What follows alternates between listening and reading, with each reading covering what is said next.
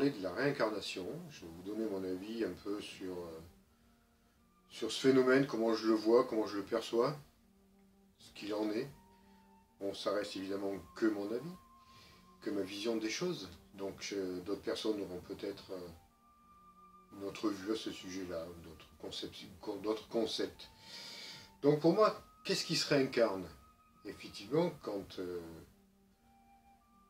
quand il arrive le dernier moment, on va quitter notre corps, la corde d'argent va être rompue, on va, si tout va bien, passer les différentes étapes dans les annales akashiques, on va voir notre vie se dérouler dans les deux sens, de la naissance jusqu'à notre mort et de notre mort jusqu'à la naissance, en vivant pleinement tous les événements qu'on aura vécus et toutes les causes et les conséquences qu'on aura engendrées selon nos actes dans notre vie. C'est-à-dire que voilà, vous allez faire un acte, vous allez vivre revivre ce que vous avez fait, mais vous allez aussi vivre ce que vous avez fait vivre à d'autres personnes. Vous allez ressentir, par exemple, ou le bonheur que vous avez procuré, ou la douleur que vous avez engendré ou procuré à une personne en faisant un acte négatif. Donc tout ça est revécu dans les deux sens, bien intensément. Donc voilà, je passe vite, on va vite, donc on passe par toutes ces étapes. Là, je vous fais très court, au moment de la mort, on va, si tout va bien, on traverse tout un tas de zones, et puis on se retrouve dans l'astral, moyen, haut, peu importe. Et donc on va revivre, enfin avoir une nouvelle vie sur un autre plan. Mais qu'est-ce qui devient de nous-mêmes à ce moment-là, quand on est de l'autre côté? Qu'est-ce qui se passe? Par exemple, vous appelez la personnalité que vous avez incarnée sur Terre, va se dissoudre. Vous n'allez plus être... au fil du temps, vous allez perdre votre personnalité. Moi, je ne serai plus Denis tel que je l'ai été sur Terre. Je vais être plus proche de mon être authentique. Donc, ce qui va se réincarner, c'est pas Denis. Si je prends mon exemple, dans la prochaine vie, c'est une âme conscience, plutôt, ouais, on va dire, au-delà dénuée de la personnalité de ce que j'ai été dans la vie précédente, même dans l'astral. On perd notre personnalité, on perd ce qu'on a été. Donc c'est un peu la quintessence de l'accumulation de nos vies antérieures qui va se réincarner. C'est cette conscience-là. Vous voyez, c'est au-delà de toute personnalité. Et c'est quelque chose qui est toujours évolutif et qui va donc choisir sa nouvelle incarnation à travers son karma, c'est-à-dire ce qu'elle aura engendré comme acte positif ou négatif et ce qu'elle devra accomplir dans une prochaine vie. Donc, est-ce qu'on a le choix dans notre incarnation? Je dirais oui et non. Dans le sens où, par exemple, vous direz « Ah ben moi, dans cette prochaine vie, je veux être riche, parce que j'étais pauvre dans cette vie, je veux être riche, voilà.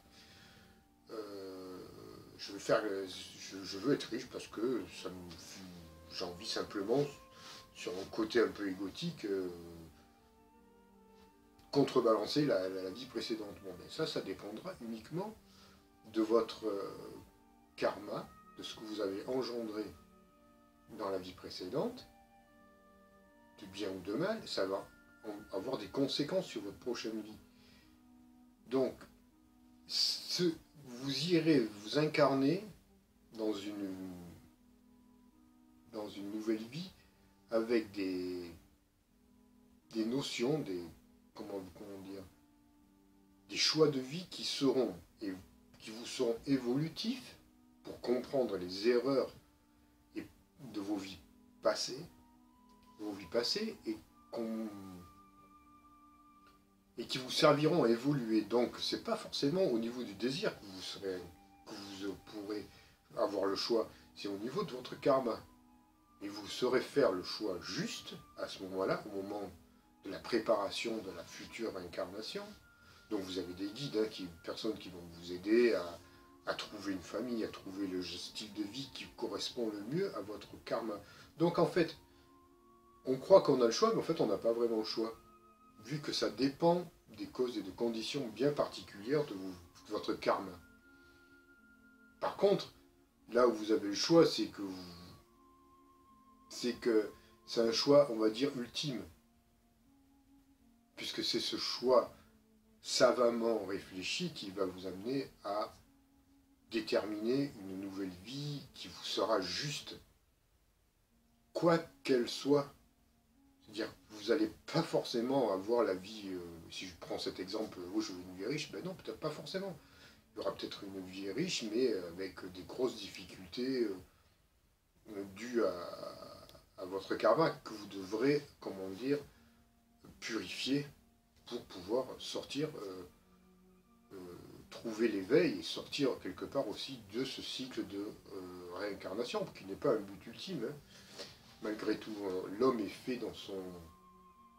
Enfin, l'humanité, l'être humain est fait pour aller au-delà du cycle des incarnations et aller dans des mondes où on n'a plus trop besoin. Donc, on devient pure lumière. Bon, c'est pas le cas, bon, c'est loin, hein, parce que même sur d'autres planètes, ils sont encore dans le cycle des incarnations, même sur Vénus. Hein.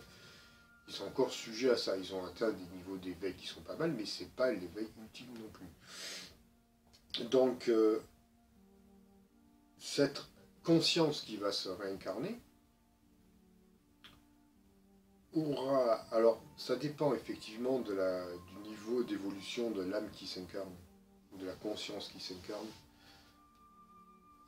Elle a besoin parfois d'être aidée dans son incarnation, donc il y a des personnes qui vont l'assister, il y a des guides, des aides de lumière qui vont l'aider à comprendre sa vie passée, comprendre toutes ses erreurs, donc ils vont l'orienter, ils vont lui dire, bah, tu vois, tu seras mieux dans une famille comme celle-là, dans tel pays, telle région, parce que c'est très précis, tu vas vivre des expériences qui vont te permettre, si tout va bien, de passer au niveau supérieur. Vous voyez? Donc, c'est pas aussi simple dans le style, oui, où je dirais, moi, dans la prochaine vie, je choisis de faire ça parce que ça me fait bien plaisir. Ben non, c'est pas tout à fait, ce que je veux vous expliquer, c'est que c'est pas tout à fait aussi simple. C'est pas aussi naïf, voilà.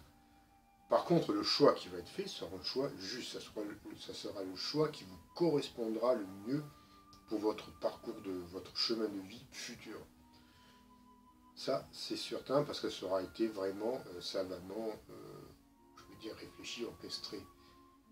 Qu'en est-il aussi, par exemple, des âmes qui ont vécu un suicide, qui sont suicidées malheureusement? Donc là, effectivement, il y a la réincarnation. Donc là, la réincarnation va se faire beaucoup plus rapidement. En général, une personne qui s'est suicidée, maintenant, se réincarne... avant, on comptait à peu près entre 3 et 5 ans. Bon, maintenant, les choses ont encore tellement accéléré que même une âme qui a vécu une vie normale, qui est morte d'une vie normale, va se réincarner très vite. Parce que les temps sont propices à l'évolution rapidement. Donc une âme qui meurt de manière normale va se réincarner peut-être dans les 5 ans à venir. On ne sait pas, entre 5, 10, 15, 20 ans, on ne sait pas. Bon, ben ça c'est quand même beaucoup raccourci. Par contre, une âme qui est passée par le suicide va se réincarner beaucoup rapidement, très rapidement, entre 3 et 5 ans, je dirais, même entre 1 et 5 ans, ça dépend. Hein. C'est difficile de trouver la moyenne, mais c'est très rapide comparé. Et qu'est-ce qu'elle va vivre là dans son choix de vie? Là, il va falloir qu'elle répare. Donc, la période manquante de sa vie correspondra à sa vie future. C'est-à-dire, par exemple, une personne qui est morte, qui s'est suicidée à 60 ans, par exemple, et qui devait mourir à 65, parce qu'elle avait son chemin de vie était déterminé comme ça, va se réincarner pour une période de 5 ans. Vous voyez? Donc ça va faire un enfant qui va mourir d'une maladie, de ceux qu'il a refusé de vivre, il va le revivre pendant cette courte période, le temps de réparer, et après de se réincarner pour une vie plus épanouie, quoi, plus longue quelque part. Donc, voyez, donc c'est un peu ça, c'est l'erreur tragique de ce que font malheureusement les personnes qui mettent fin à leur jour par un suicide, quelle que soit la manière. Hein. Donc, ça fait qu'on ne réchappe pas, parce que dans la prochaine, on recommence pour la période qui nous manquait, qu'on a qu'on a coupé, qu'on a court-circuité, donc on sera obligé de le revivre. Donc c'est pour ça qu'il vaut mieux éviter quand même des suicides. Alors il y a des personnes qui se suicident à répétition, hein, qui n'arrivent pas à passer le cap et qui vont se suicider de vie en vie jusqu'à ce que le mette un terme à cette forme de rupture de leur vie, de leur contrat de vie. Donc ça, voilà, ça c'est la réincarnation à ce moment-là. Donc ce sont des personnes qui ne vont pas dans l'astral supérieur, qui vont dans des zones spécifiques, qui sont des zones intermédiaires de l'astral. Alors quand tout va bien, parce qu'il y a des personnes qui sombrent aussi directement dans le bas astral, dans des zones qui sont très lourdes, très poisseuses, comme ça malheureusement.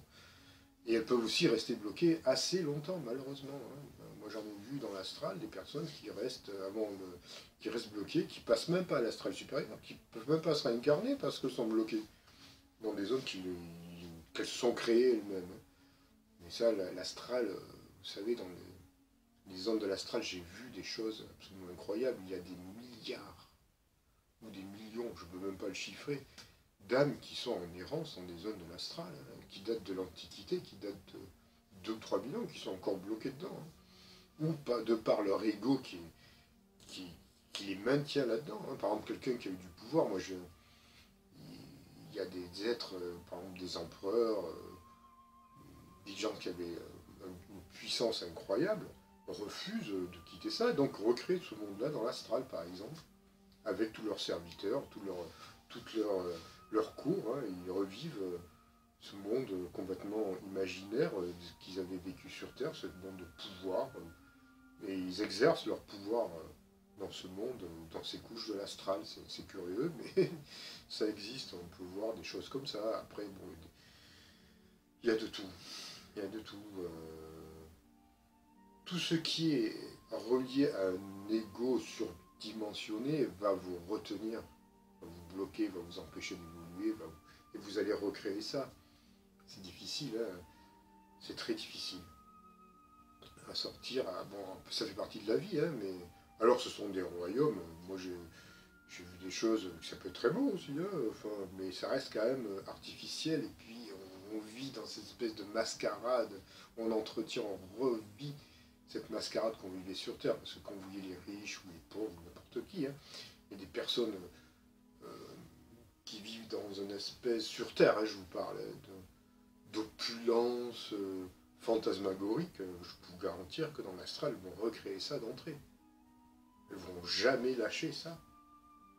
Ils ne voudront pas. Par contre, ce qu'il leur faudrait vivre, peut-être, à ces personnes-là pour évoluer, c'est une vie dans la simplicité.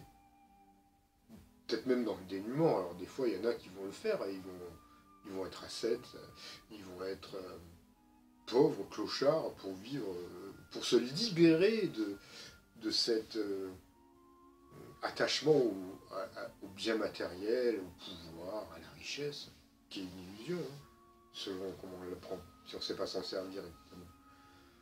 Voilà, donc ça, ce sont les choix de réincarnation, les choix de vie. Moi, j'ai vu... ça peut être plus simple aussi, hein, j'ai vu des personnes attachées à leur propre corps physique, bloquées dans l'astral, alors qu'elles sont mortes. Des personnes qui ont un attachement, par exemple, on peut retrouver ça, mais moi je plains un peu ces personnes qui font des chirurgies esthétiques sur chirurgie esthétique, qui ne ressemblent plus à rien à la fin d'ailleurs, pour pouvoir essayer de garder l'éternelle jeunesse, qui ont un attachement à leur corps physique, mais c'est dramatique, hein. C'est ces personnes que je retrouve bloquées dans l'astral, on en retrouve, hein, qui ont peur de ça, hein, qui ont peur de la mort, et franchement elles meurent aussi, hein, mais qui ont un attachement, qui ne veulent pas lâcher ça. Enfin, on peut retrouver tout, enfin, je vous garantis, dans l'astral il y a de tout. Donc c'est pour ça qu'il faut quand même profiter de notre passage sur Terre pour essayer de se libérer de toutes ces illusions, que ce soit matériel, attachement au soi, attachement au corps, attachement au bien matériel. On peut le vivre, hein, mais voilà, de manière modérée, de manière en ayant conscience que ce n'est qu'une illusion et que ça n'aura plus cours de l'autre côté. Donc, dans votre prochaine incarnation, c'est ça, l'incarnation sert à passer à la classe supérieure, hein, au niveau supérieur à chaque fois, en se purifiant, en nettoyant notre karma et en étant plus proche de ce que notre véritable être, une véritable conscience, notre, bon, pour certains diront la source, notre propre source. Donc ça nécessite effectivement, surtout actuellement, où on vit une époque de purification intense, où tout est multiplié, tout est... On va beaucoup plus vite. Maintenant, moi je dis souvent, avant, dans les vies d'avant, nous avions un karma à débit. Je compare ça à une carte bleue. Je vais vous expliquer pourquoi. Parce que on a, sur une carte bleue, vous avez débit différé, débit immédiat de paiement. Hein. Maintenant, si on compare ça au karma, avant on avait un karma à débit différé, c'est-à-dire que vous produisiez des actes positifs ou négatifs, vous aviez la rétribution plus longue. Par exemple, pour un karma négatif, ben, vous payez, vous pouviez échelonner ça de vie en vie. Par contre, maintenant, c'est débit immédiat. C'est-à-dire que vous faites une action, vous payez immédiatement. D'un côté positif ou d'un côté négatif. On le voit. Maintenant, quand on dit que le crime ne paie plus, je vous garantis, par exemple, pour un voleur, il va le payer de suite. Hein. Il va travailler dans cette vie, c'est-à-dire que ça va énormément plus vite qu'avant. Ce qui est un bien, parce que maintenant, on va pouvoir purifier et nettoyer nos vieilles casseroles, nos vieux, tous nos boulets qu'on traîne de vie en vie. On va pouvoir, dans cette vie, peut-être éliminer tout nettoyer. Parce qu'on doit passer dans cette fameuse 5e dimension. On ne peut pas passer dans la 5e dimension avec un karma qui vous pèse 200 kilos, hein, c'est pas possible. Donc tout ça, il va falloir le purifier, et les temps qui font, parce que tout est juste, tout se rejoint, fait en sorte que maintenant ça va vite. On nettoie, on nettoie. Alors c'est dur, hein, je vous garantis, c'est dur pour tout le monde, y compris pour moi, hein, parce qu'on a tous accumulé un karma à nettoyer, donc en ce moment il y a de la lourdeur, on a du mal à lâcher certaines choses, il faut lâcher, purifier, nettoyer. Donc il y a tout un tas de méthodes de purification qui existent à ce niveau-là. Que ce soit sur le plan de la parole, le plan physique, le plan mental, le plan, tous les plans, hein, on purifie tout. Voilà, donc les prochaines incarnations seront... Je pense que pour beaucoup, les prochaines vies seront quand même beaucoup plus légères, beaucoup plus agréables que ce qu'on a vécu jusqu'à présent. Hein. Pour ceux qui font le travail qu'il faut, évidemment, ça passe aussi des fois par des drames. Malheureusement, l'humanité... Vous voyez, l'humanité sur Terre, il y a beaucoup d'êtres qui se sont incarnés sur cette planète avec des niveaux de conscience différents. On les retrouve, mais parce qu'ils peuvent eux aussi évoluer plus vite. Donc il y a un peu, on pourrait parler d'inégalité, quelque part, où on voit des êtres qui sont beaucoup plus évolués. Si vous prenez par exemple un Dalai Lama, Pierre Arabi, et vous faites une comparaison avec d'autres personnages sur Terre bien connus, on voit la différence d'évolution. Et c'est sur ce genre de personnage-là, humaniste, que l'humanité doit se tourner, évidemment, pour son évolution, c'est pas vers les autres. Donc voilà, c'était juste une petite parenthèse. Voilà ce que je pouvais dire à peu près au niveau de la réincarnation. Je sais que ça peut soulever des tas de questions, donc laissez-moi vos questions en commentaire sur ma chaîne YouTube ou sur ma page Facebook. Et n'oubliez pas de vous abonner et de cliquer sur la petite cloche si vous voulez recevoir les notifications. Et puis voilà, j'espère que ça vous a intéressé. Vous pouvez mettre un petit like, ça me fera plaisir, vous savez, le petit pouce en l'air. Voilà. Et puis je vous retrouve dans une prochaine vidéo très bientôt. Bonne soirée.